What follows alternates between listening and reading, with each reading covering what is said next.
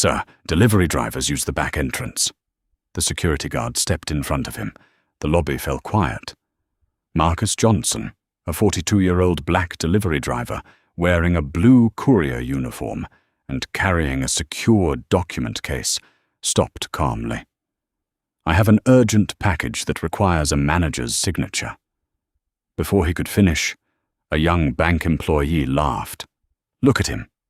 He thinks he's VIP." Several employees chuckled. Another teller whispered loudly enough for everyone to hear. Maybe he got lost. Even a few customers turned to watch. Marcus didn't argue. He simply glanced toward the glass entrance. Something felt wrong. Outside, a black SUV rolled slowly past the bank, then another. His expression changed.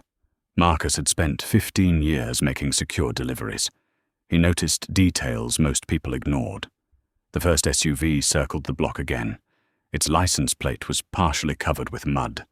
The second vehicle parked across the street. Nobody got out. Inside the bank, employees were still laughing. A teller smirked. "Relax. The money isn't going anywhere." Marcus quietly replied, "I'm not worried about the money. I'm worried about everyone inside." The laughter stopped for a second. Then the branch assistant manager shook his head. "Sir, if you aren't conducting business, I'm going to ask you to leave."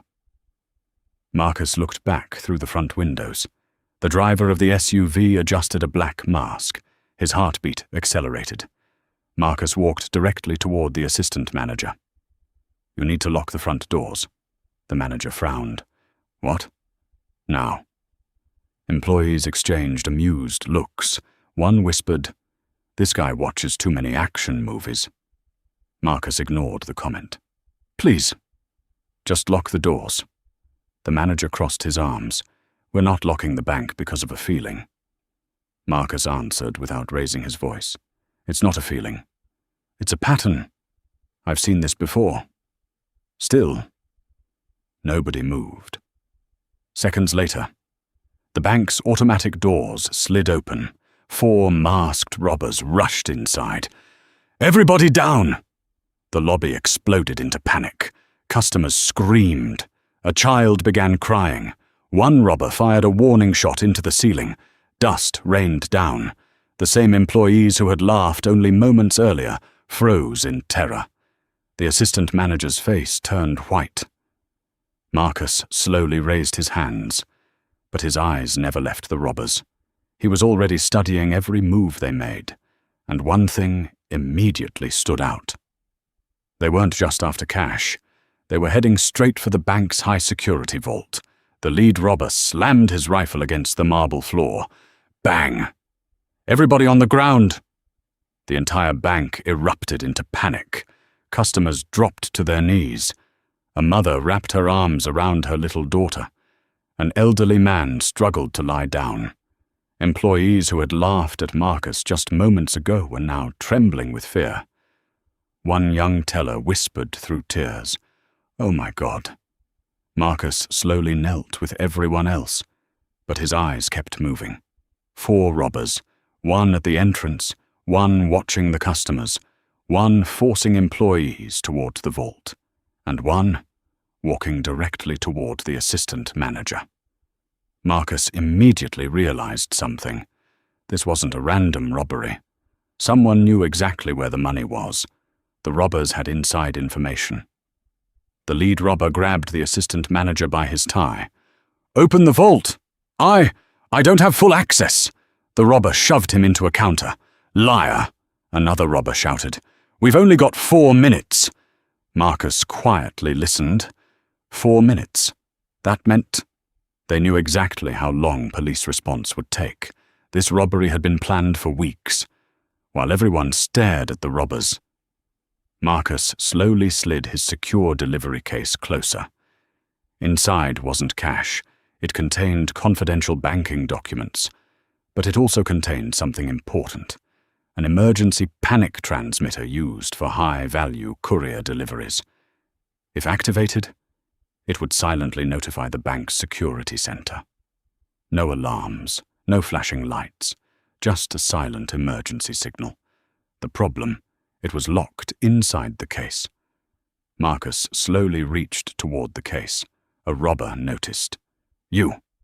Marcus froze. "What are you doing?" Marcus answered calmly. "My paperwork." The robber stepped closer. "Hands where I can see them." Marcus obeyed immediately. The robber kicked the delivery case across the floor. It slid beneath a nearby customer service desk. Marcus watched carefully. The transmitter was now out of reach. Suddenly, the little girl hiding beside her mother began crying loudly. "I'm scared." The robber spun around. "Shut her up!" The frightened mother hugged her daughter tighter. "Please." "She's only 6. The robber raised his weapon. The entire bank froze. Marcus spoke quietly. "Hey." The robber turned. Marcus looked directly at him. "You don't want to do that." The robber walked toward Marcus instead. "You giving me orders?" Marcus stayed calm. "No. I'm giving you a chance." Several customers stared at Marcus in disbelief. Why would he risk saying anything? Because while the robber's attention shifted, the terrified mother quietly moved her daughter behind a thick marble support column. Marcus had just bought them precious seconds.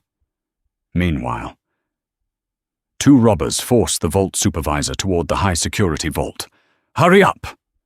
The supervisor entered the security code. The massive steel vault door slowly began unlocking. The lead robber smiled. "That's it? $1 million. We're rich." Marcus narrowed his eyes. Something didn't add up. The robbers weren't watching the exits anymore.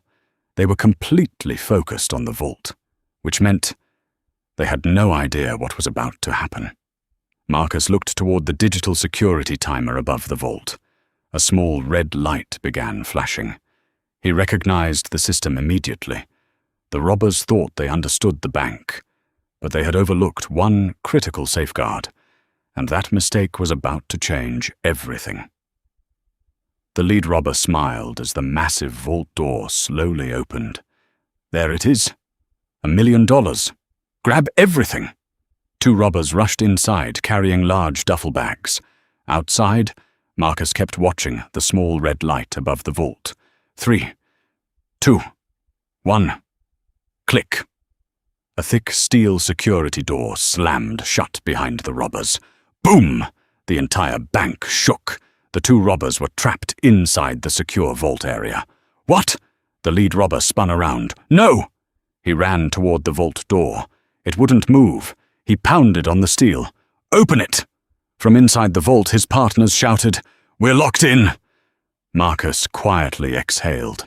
He had recognized the bank's delayed security system. The robbers hadn't. During the confusion, Marcus noticed something. The delivery case that had been kicked away earlier had slid directly beside the customer service desk.